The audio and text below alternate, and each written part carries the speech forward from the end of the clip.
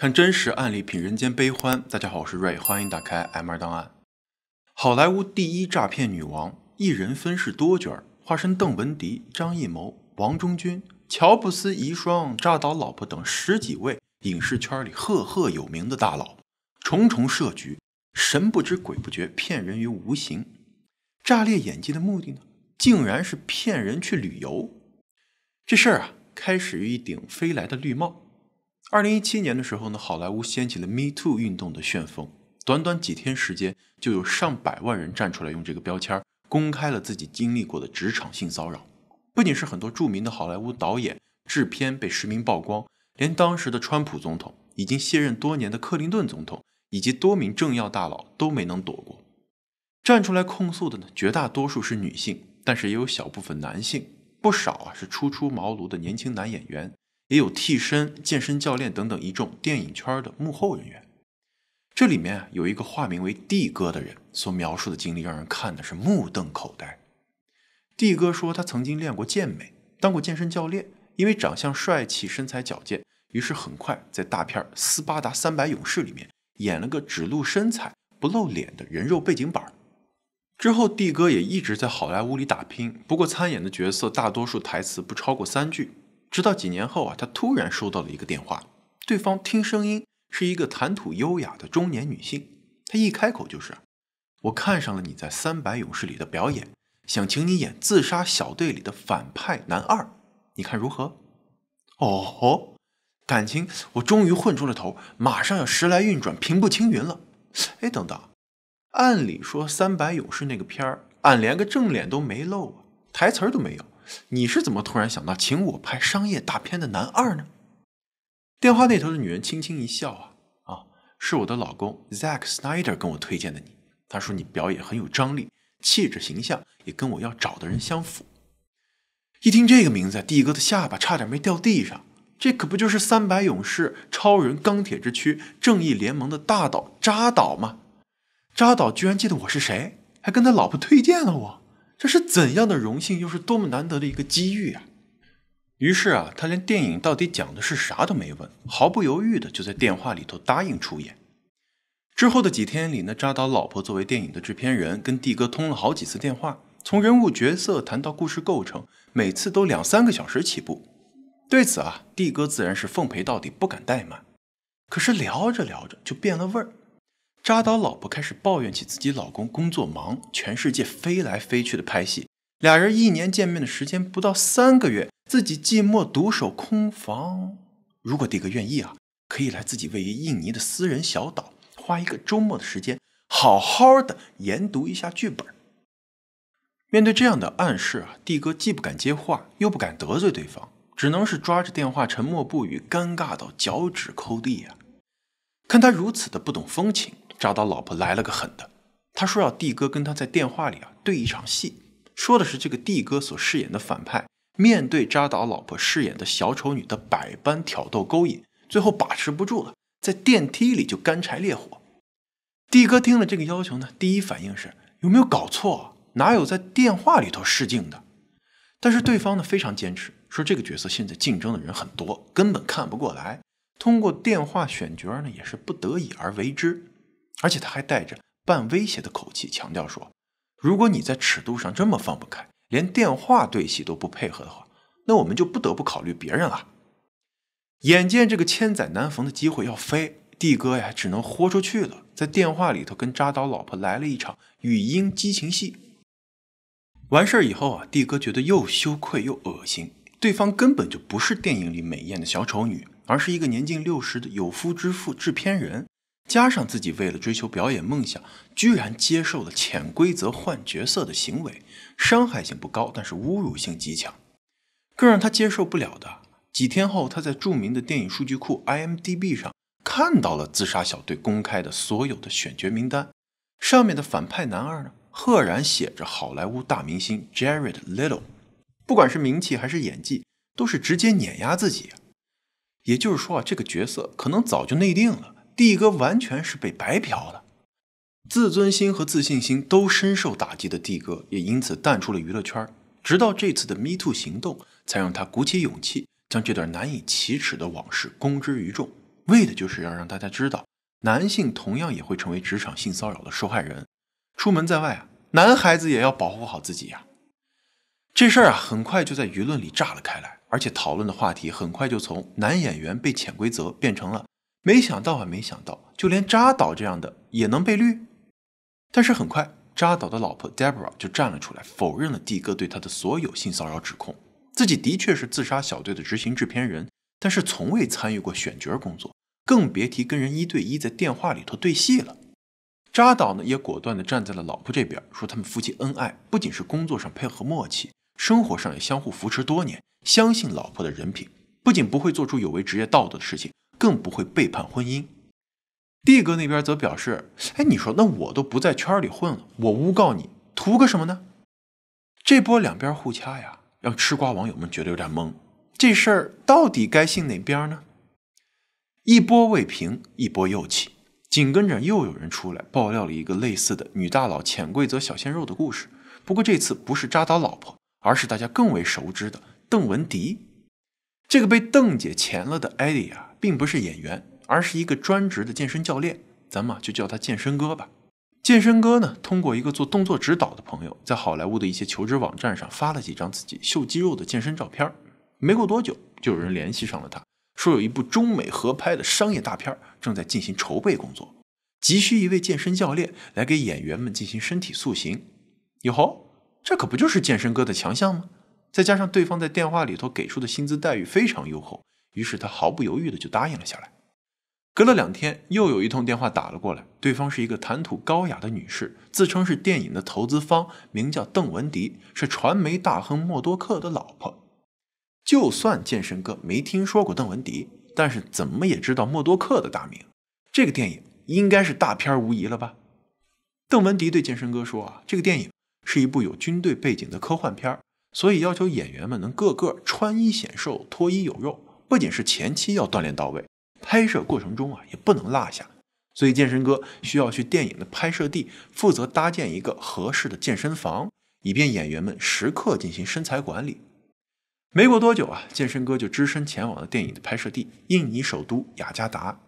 这趟机票呢是健身哥自己掏的钱，因为邓文迪跟他说啊，电影还没开机，正在进行这个前期筹备，预算方面呢也在走最后的程序，所以啊一时间拨不出钱来。不过别担心啊，你的机票、住宿一切费用都会在电影完成以后算在酬劳里面一并结算，只有多没有少。一想到邓姐的财力啊，拔根腿毛都比咱的腰粗啊，于是啊他也就放心的把所有的费用都刷到了自己的信用卡上。到了雅加达之后，每天都有一个当地司机来接他，在各处走走逛逛，带他了解当地情况，为健身房的搭建选一个最佳位置。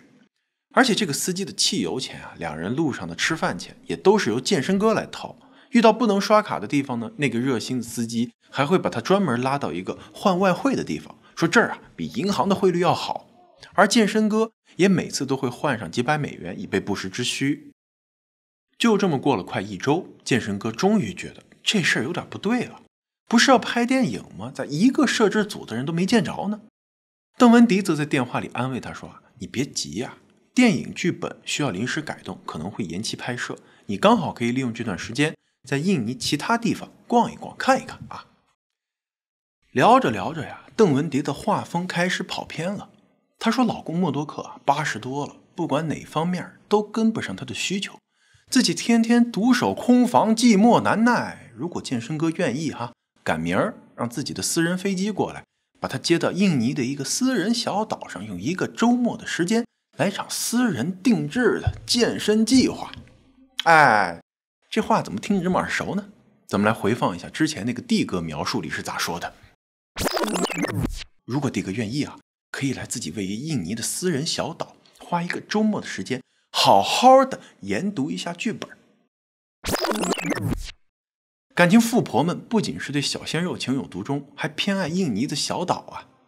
不过健身哥可不是帝哥，他当时就拒绝了邓文迪的邀约，表示自己只负责锻炼身体，不负责锻炼下半身。结果电话那头的邓文迪也翻脸了，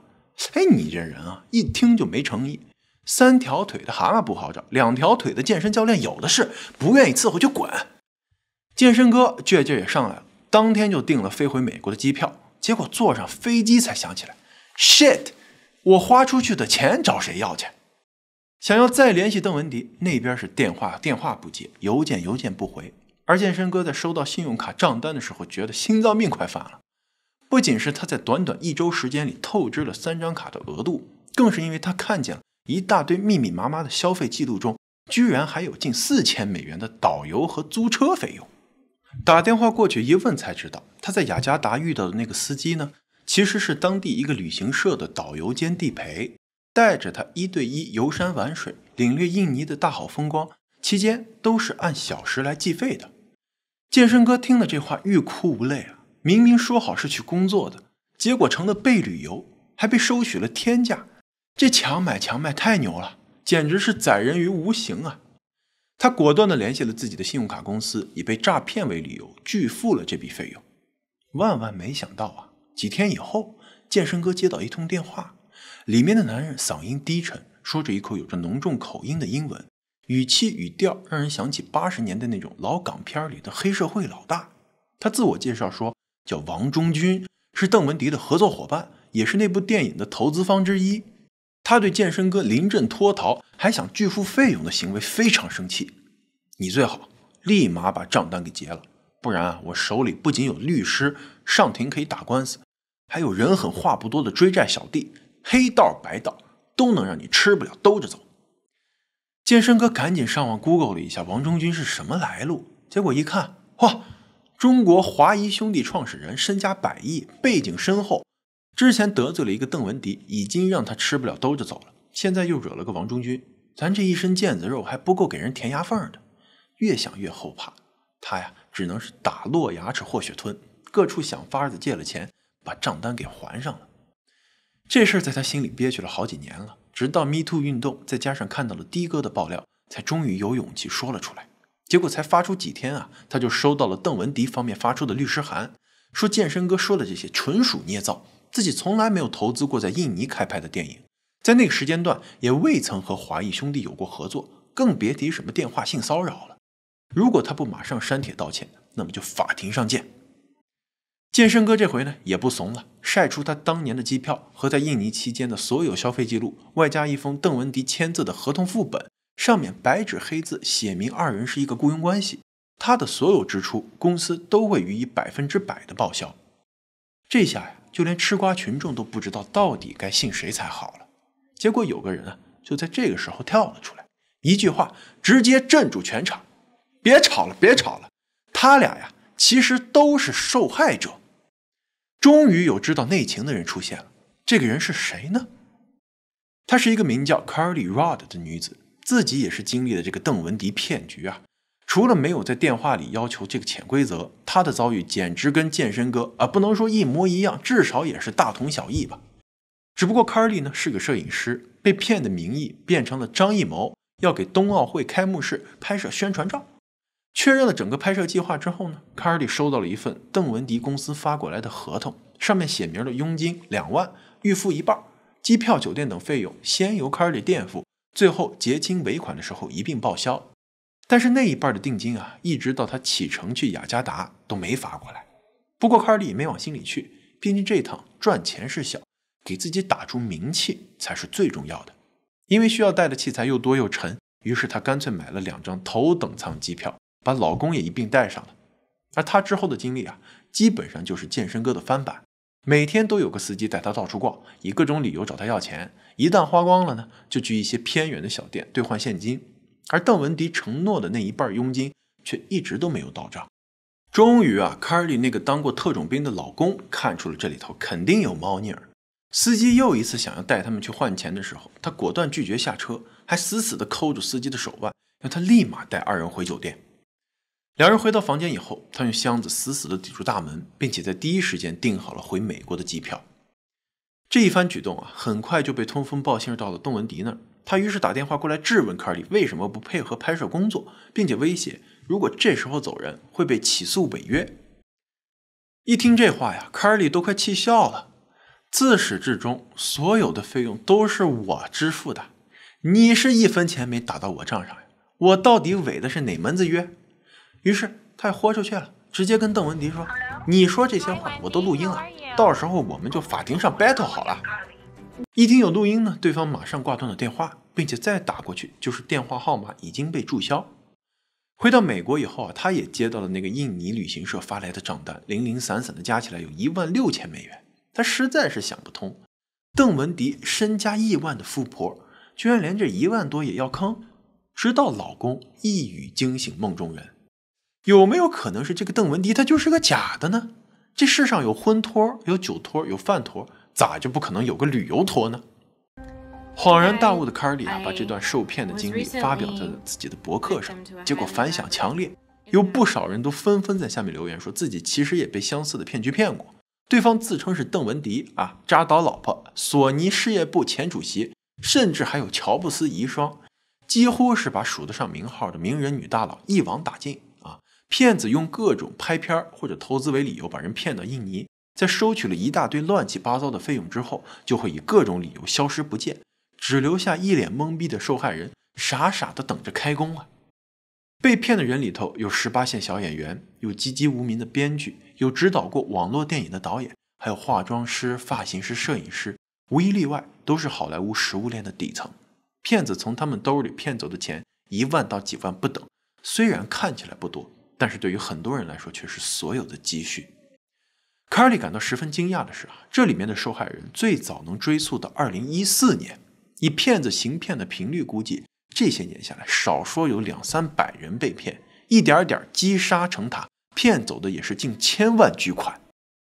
更恶劣的是帝哥和健身哥遇到的那种要求电话试镜激情戏的，其实才只是第一步。这一关 PUA 成功之后呢，他们会被通知要飞去印尼当地某个酒店，跟所谓的选角导演进行面试，要求现场来段激情戏。对方一般都是富态的中年印尼女子，穿金戴银，怎么看都跟演员或者导演不搭边，偏偏还要以测试尺度为由，真刀真枪上阵。换个角度来看这很有可能是骗子给花钱找乐子的富婆们拉了个皮条，把那些一心想要成名的小鲜肉男演员骗到他们床上来了个空手套鸭。这一套操作真是太狠了，这骗财又骗色，还热衷于冒充女大佬。于是这个诈骗集团呢，在媒体上就被叫做好莱坞诈骗女王。卡尔里还专门开了一个网站，就是要曝光与之相关的各种骗术，提醒大家不要上当。由于涉及到的人数越来越多，又对邓文迪、扎导老婆等一众名人的名誉有很大的损伤，于是呢 FBI 也宣布对此事进行调查。但是因为疫情原因，外加需要印尼警方跨国配合，因此进展缓慢。难道这个诈骗犯就真的这么逍遥法外了吗？不用担心警方的调查手组民间义士来助。这个时候一位叫做 Josh Dean 的记者把骗局的整个过程都记录在自己一个名叫变色龙好莱坞诈骗女王的 Podcast 节目中。记者小哥花了1年多时间，走访了20多位被骗的受害人，收集到他们手中有关诈骗女王的所有邮件、短信以及录音证据，然后呢，把这些信息打包送到了一个专门研究语言和声波的实验室里。这个实验室能够通过行文的方式和写作习惯来对写信的人进行一个背景画像，而声波分析更是妥妥的黑科技。他们能够将录音转化成声波波形，可视化以后呢，再逐段进行分析和比对。这里面利用的原理是因为人说话的时候，声波的振动需要通过喉咙、嘴巴、鼻子共同作用。这些器官的大小和形状呢，决定了声音的音调、大小以及高低，就像是指纹一样，每个人都不同，而且一般来说无法改变。哪怕是对方用了变声器，或者刻意的用某种口音来讲话，一旦被转化成波形图都能马上现出原形。这一系列的科技与狠活，到底能不能发现诈骗犯的蛛丝马迹呢？结果是令人震惊的，所有的短信邮件都出自于一个人之手，而假邓文迪、假张艺谋、假王中军、假扎导老婆说话的录音经过处理以后，声波图能够完全重合。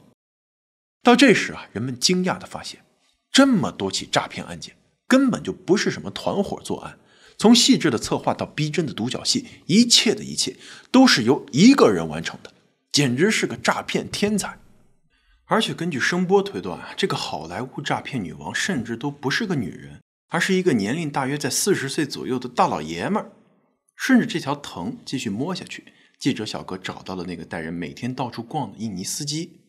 司机大叔啊，倒也没藏着掖着，说他根本就不是导游，甚至连出租车执照都没有，只是靠跑黑车养家糊口。几年前呢，他认识了一个叫 GoBind 的人，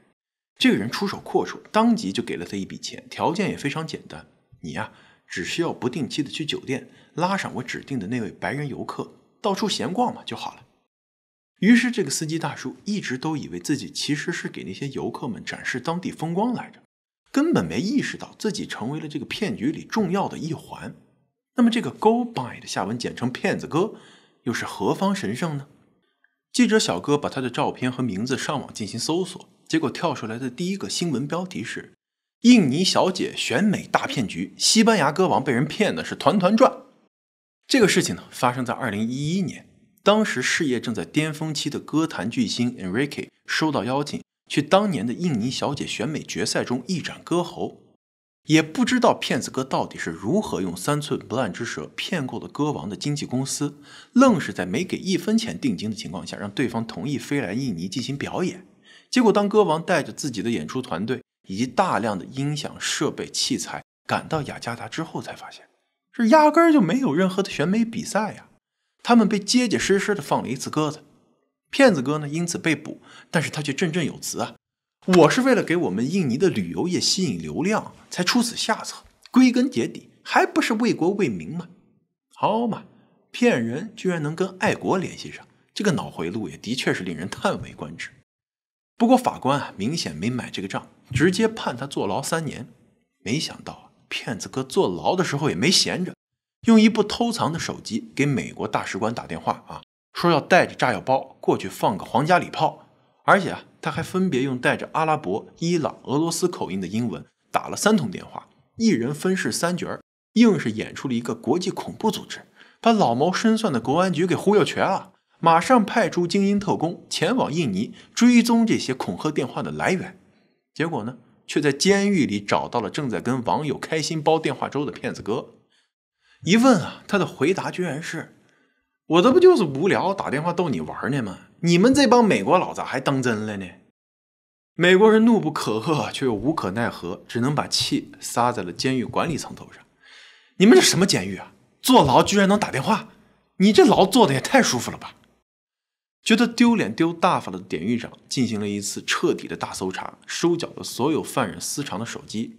而骗子哥呢，也因此被狱友们痛揍了一顿。这是不是听上去有点像高中的时候，他们有同学上课偷偷玩手机，被教导主任发现了，结果反正骗子哥是被打得差点丢了小命啊，但是他并没有因此停下行骗的脚步，反而意识到自己其实点了个隐藏天赋啊。他是个不折不扣的语言表演大师，能惟妙惟肖地模仿出不同人设、不同背景、不同口音、不同年龄的人。如果再加上变声器，那么这世上就没他不能演的人了。为什么拥有这样一个地表最强技能呢？也可能跟他的家庭背景有关。他的父亲是印尼富商，母亲来自香港。从小他就讲的一口印尼语、中文和英文。中学就读于雅加达一所精英私立学校，毕业后前往美国留学，先后在3所名校就读，而且还都是学校里辩论队的主力。又是高学历，又是富二代，怎么就走上了行骗的道路呢？骗子哥对此的说法是因为他自己性别为男且爱好为男，所以被思想保守的父母逐出家门，断了经济来源，所以才想到用这种方式捞钱。不过基于这人一向喜欢卖惨，所以也不好说这个说法到底有多大的可信度。但是有一点可以肯定，那就是他是那种非常典型的表演性人格。与其说是为了钱还不如说是想要求关注。电话线就是他的舞台邓文迪、扎导老婆张艺谋都是他信手拈来的面具。大佬的人生即使过不上，扮一扮过过瘾也是好的。而他之所以能够行骗这么多年而不被发现，也是稳稳地拿捏了那些受骗者的心理。在好莱坞底层苦苦挣扎，但是却都怀揣着一夜成名的梦想。一旦出现了一个千载难逢的机会，肯定会不惜一切死死抓住。就算是发现被骗，这些人也会选择不去报警声张，因为对于他们来说，金钱的打击是次要的，更大的伤害来自于梦想的破灭和对自己能力的否定。骗子哥有着这样的天赋，还如此精通人性，却偏偏没用在正道上，在坑蒙拐骗的路上一去不返。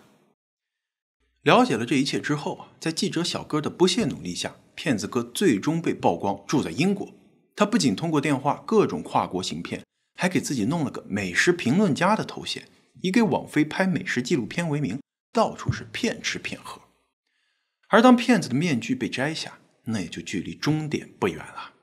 2020年11月25日，英国曼彻斯特警方宣布，已经将骗子哥逮捕归案，并且对他提起了超过100项的诈骗指控。如果这些罪名全部成立的话，他将会面临最高20年的刑期。